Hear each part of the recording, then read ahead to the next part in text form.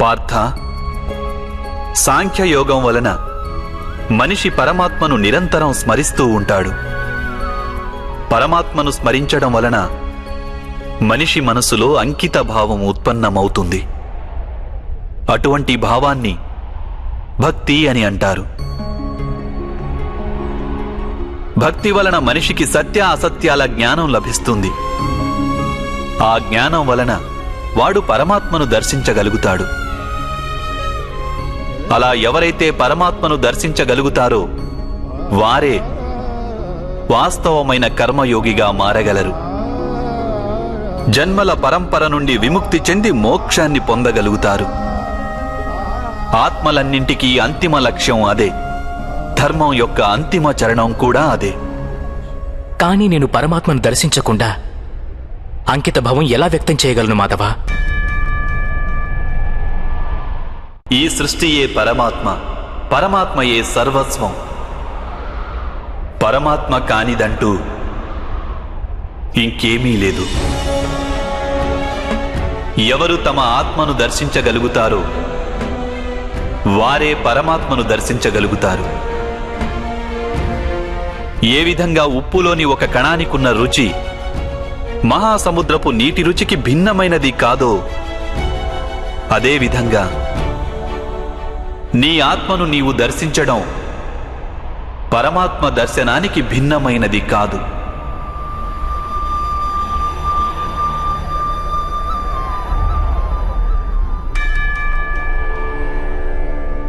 ఎప్పుడు మనిషి తనను తాను పరమాత్మ స్వరూపునిగా అర్థం చేసుకుంటాడో అప్పుడు సృష్టియే పరమాత్మయని, పరమాత్మయే సృష్టి అని వానికి అనుభవగతం కాగలదు.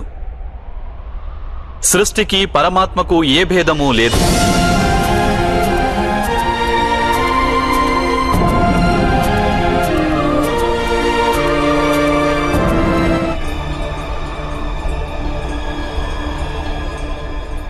అంటే మాధవ, మీరేనా పరమాత్మ?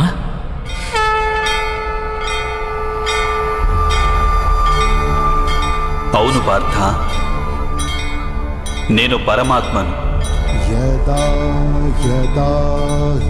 నీవు కూడా పరమాత్మవే పార్థ.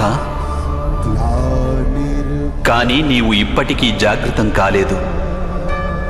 నేను ఈ రహస్యాన్ని తెలుసుకున్నాను.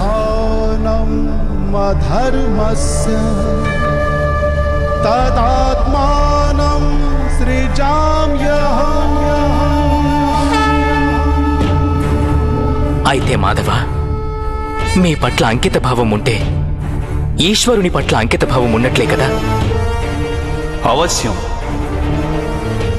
నా పట్ల ఉన్న అంకిత భావమే పరమాత్మ పట్ల అంకిత భావం. సర్వధర్మాన్ పరిత్యజ్య మామేకం శరణం వ్రజ. సర్వ జగతిని త్యాగం చేసి కేవలం నన్నే ఆశ్రయించు పార్థ.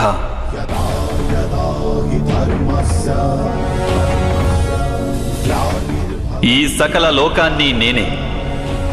నేను ఈ లోకంలోని ప్రతి ఒక్క అణువును. నేనే సూర్యుడిని, నేనే చంద్రుడిని. ఈ నక్షత్రాలన్నీ నేనే, ఈ విశ్వంలోని గ్రహాలన్నీ నేనే. నేను సూర్యుని కంటే ముందు నుండి ఉన్నవాడిని. అలాగే ఒక మొక్కపై తొడిగిన మొగ్గ కన్నా నవ్యుడను నేను. ఈ మానవులందరూ నేనే. నేనే స్వర్గాన్ని నరకాన్ని ధారణ చేస్తున్న శక్తిని. నేనే దుర్యోధనుణ్ణి,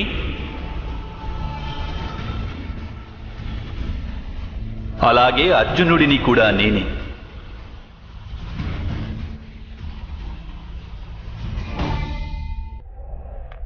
అది ఎలా సంభవం మాధవ?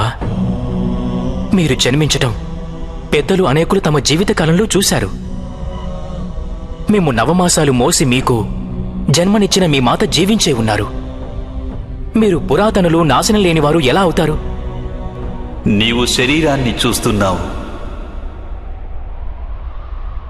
కానీ నేను ఆత్మ గురించి మాట్లాడుతున్నాను.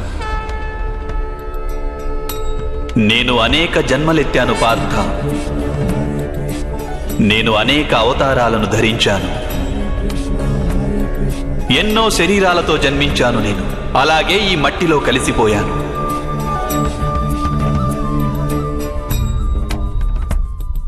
ఇక ముందు కూడా నేను పదే పదే జన్మిస్తుంటాను.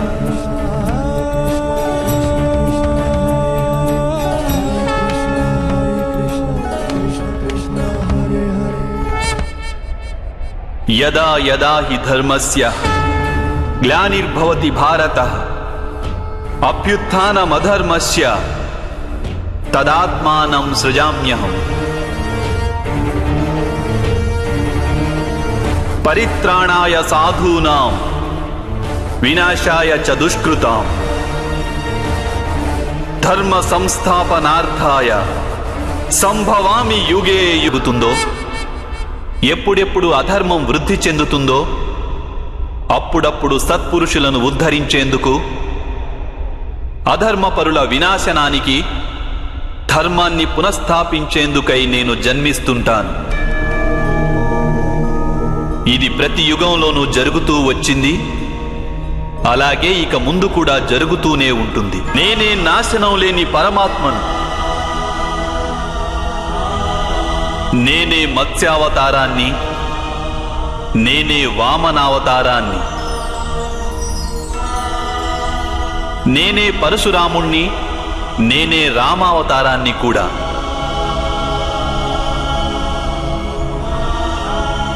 నేనే బ్రహ్మ విష్ణు మహేశ్వరులను, నేనే సరస్వతి లక్ష్మి పార్వతిని కూడా.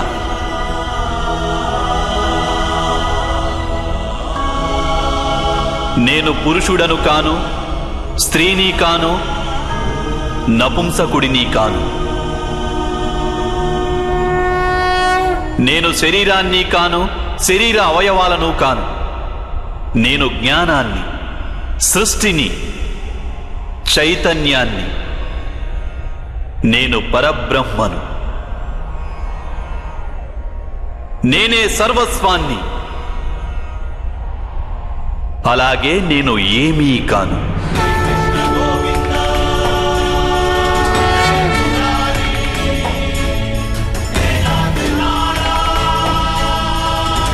ఈ విధంగా ప్రతి యుగంలోనూ జరిగింది, అలాగే ఇక ముందు కూడా జరుగుతూనే ఉంటుంది.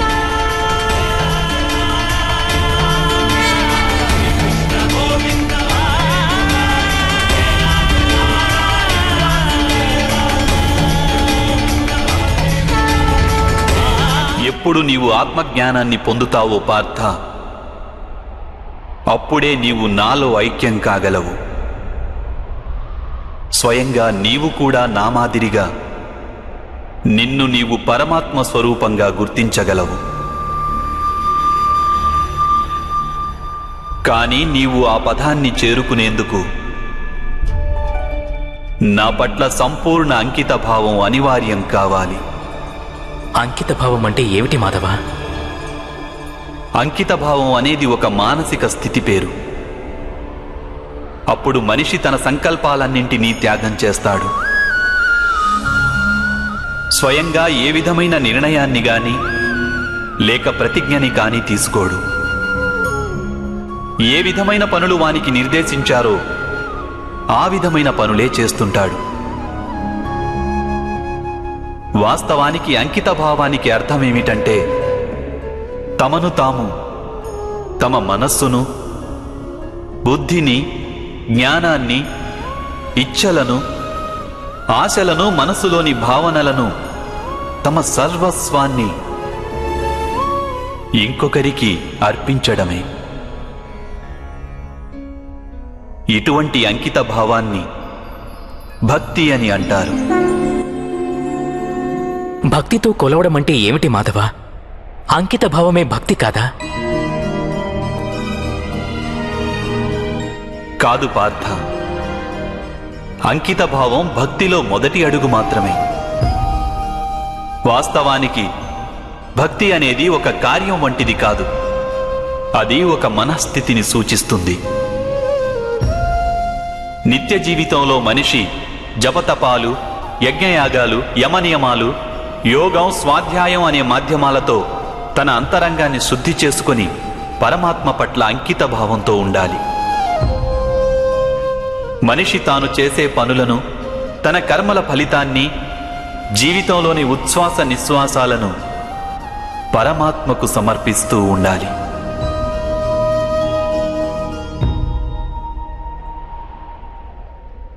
భక్తి కేవలం మనస్థితి అయితే జపాలు, తపాలు ఇత్యాదుల అవసరమేమిటి మాధవ? ఈరోజు శుభ్రం చేసిన పాత్ర ఎలా మళ్లీ మలినమవుతుందో అదేవిధంగా మనిషి మనస్సు పదే పదే పరమాత్మకు విముఖమైపోతుంటుంది. అందుకే అవి అవసరం. ఈ జపతపాలు, స్వాధ్యాయం ఇత్యాదుల మాధ్యమం ద్వారా మనిషి నిరంతరం తన జీవితాన్ని ఆ పరమాత్మకే అంకితం చేశానని గుర్తు చేసుకుంటాడు. ఏ ఒడ్డున మునక వేయాలన్నది ఇక్కడ ముఖ్యం కాదు. ఇక్కడ ముఖ్యమైనది మునక వేయడం. భక్తి యోగ సారం ఒక్కటే పార్థ. మనిషి పరమాత్మకు తన జీవితాన్ని అర్పణ చేసి పరమాత్మను భక్తితో కొలుస్తుండాలి. అలాగే సత్వగుణమనే సంపదను పదిలంగా దాచుకోవాలి.